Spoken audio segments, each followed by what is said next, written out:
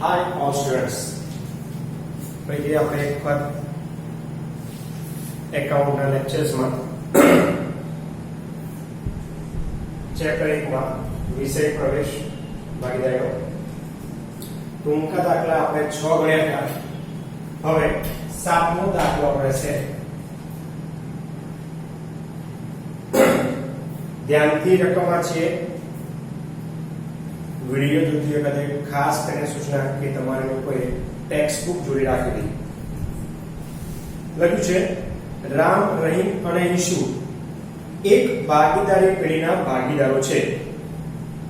તારીખ 1/4/16 ના રોજ તેમની મૂડી અનુક્રમે 60,000, 40,000 અને 50,000 હતી. વર્ષના અંતે નફાની વહેંચણી કર્યા પછી માલુમ પડ્યું કે મૂડી પર વ્યાજ 6% લેખે વ્યાજ ગણવાનું રહી ગયું છે. હવે ધ્યાન સમજો બેટા કે મૂડી પર વ્યાજ ધંધા માટે ખર્ચ છે, બરાબર? તો ફરી એક વખત જોઈએ આપણે.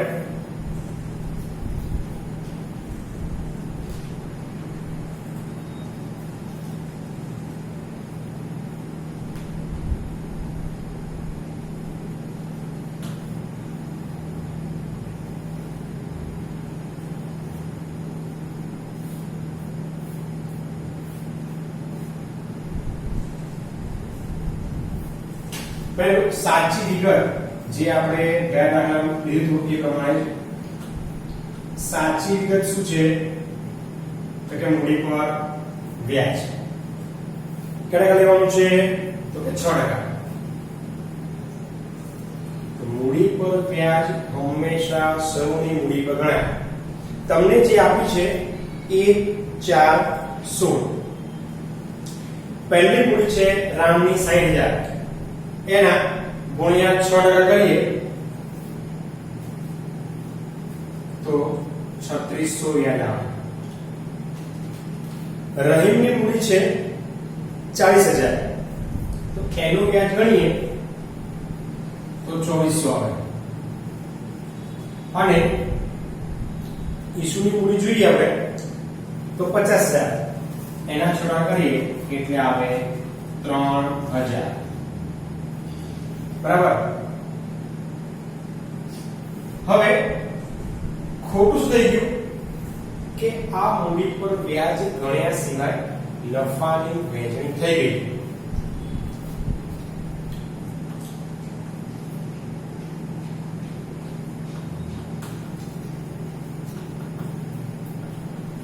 નફા તરીકે વહેંચણી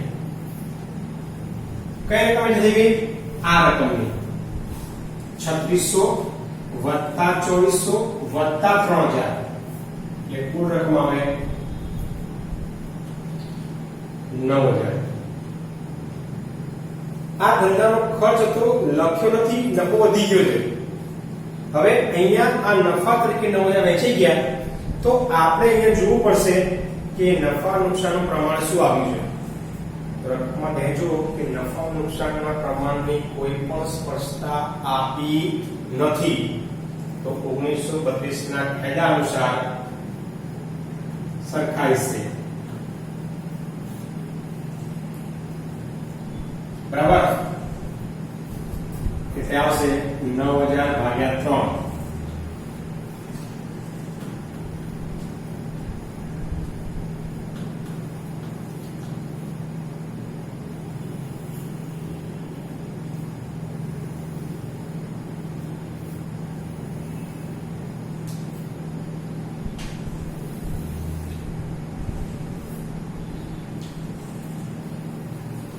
સાચી માંથી ખોટી બાદ કરીશું. ફરી એક વખત 3600 કેવા પ્લસ 600 કેવા આવશે માઈનસ અને છેલ્લામાં ડેશ. બરાબર? તો જો પહેલામાં પ્લસ 600 આયા, બીજામાં માઈનસ 600 આયા. નિયમ એક છે માઈનસ આવે એને ઉધાર કરો, પ્લસ આવે એને જમા કરો.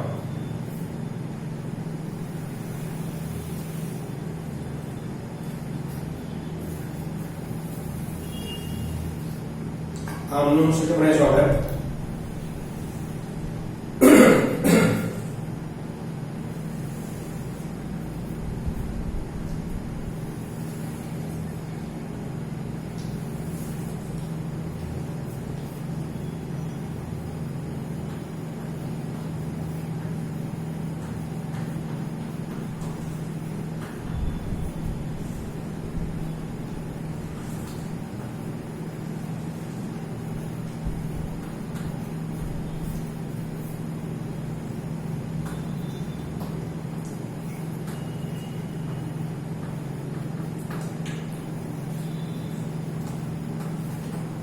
જોઈએ આપણે ચલો માઈનસ કોણ આવ્યું છે રહીમ તો આમાં થશે રહીમના મૂડી ઓબ્લિક ચાલુ ખાતે ઉધાર રૂપિયા 600 કે રકમ જે પ્લસ આવી છે એને આપણે જમા કરીશું રામના મૂડી ઓબ્લિક ચાલુ ખાતે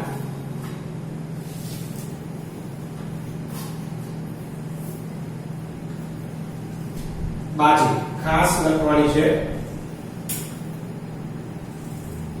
મૂડી પર 6% લેખે વ્યાજ ગણવાનું રહી ગયું તેના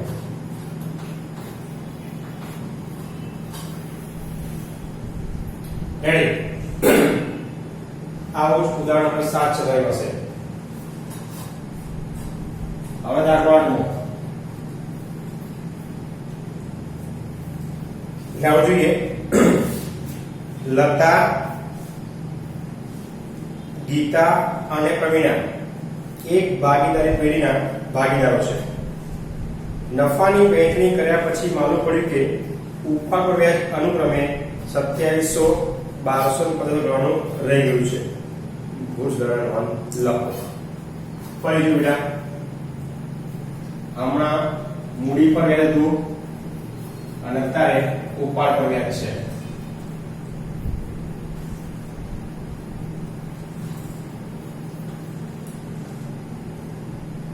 લતા ગીતા અને પ્રવીણા શું રહી ગયું બેટા ઉપાડ પર વ્યાજ તો સાચી વિગત થઈ ગઈ ઉપાડ પર વ્યાજ બરાબર અંદર આપણી સ્પષ્ટ આપણને 2700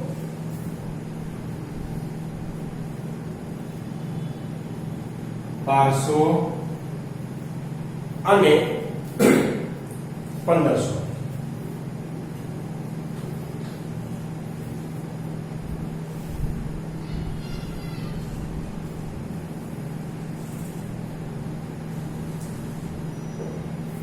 હવે ઉપાડ પર વ્યાજ ધંધાનો આવક છે ઉપાડ પર વ્યાજ ધંધાની આવક છે અને આવક નોંધી નથી આપણે નફો વહેંચાઈ ગયો ફરી એકવાર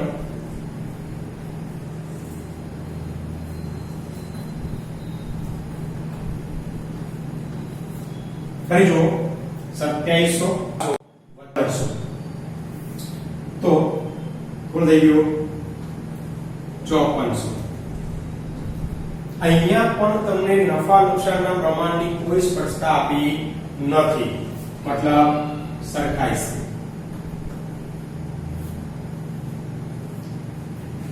5400 ભાગ્યા 3 કરીએ એટલે બધે કેટલા આવશે 1800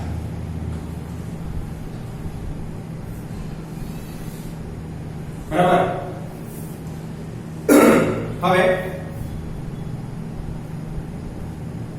2700 બાદ કરીશું 900 1200 બાદ કરીશું માઈનસ 600 અને 1500 માં 1800 બાદ કરીશું માઈનસ 300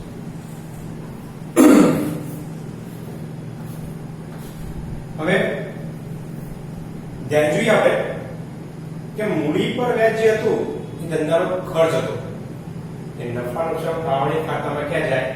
ઉધાર બાજુ, બરાબર. પણ આ વિગત કેવી છે? આવક છે, નફા નુકસાન ફાળવણી ખાતામાં શું છે? જમા થશે. એટલે નિયમ સાઈન બદલાઈ ગઈ. આ વિગત ઉધાર હતી, આ વિગત જમા છે. સાઈન બદલાય, નિયમ બદલાય. એટલે કે અહીંયા માઈનસ ઉધાર હતું, અહીં માઈનસ જમા થશે. આ ખાસ ધ્યાન રાખજો, બાકી તો અમને લખવાની જ છે. ઉપાડના વ્યાજમાં વિદ્યાર્થીઓ ભૂલ કરતા હોય છે.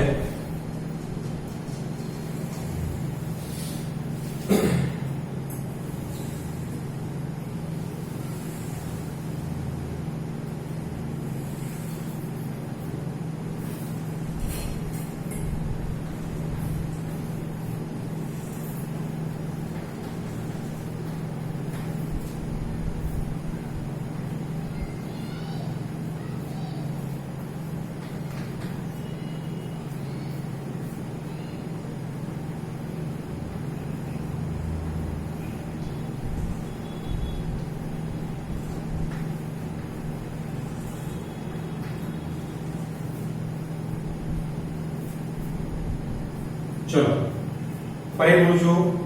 મૂડી પર વ્યાજ ઉધાર વિગત હતી, ઉપાડ વ્યાજ જમા છે. એટલે જે અહીંયા માઈનસ 10 હતું, અહીંયા શું થશે? માઈનસ જમા થશે અને પ્લસ ઉધાર થશે.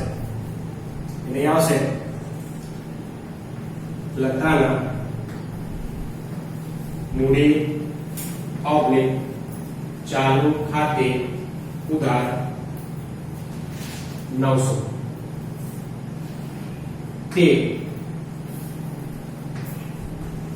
ગીતાના મૂડી ઓબ્લિક ચાલુ ખાતે 600 અને તે પ્રવીણાના મૂડી ઓબ્લિક ચાલુ ખાતે 300. પાછું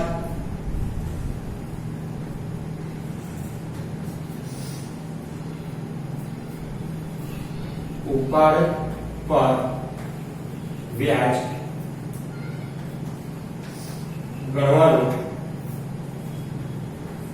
રહી ગયું તેના.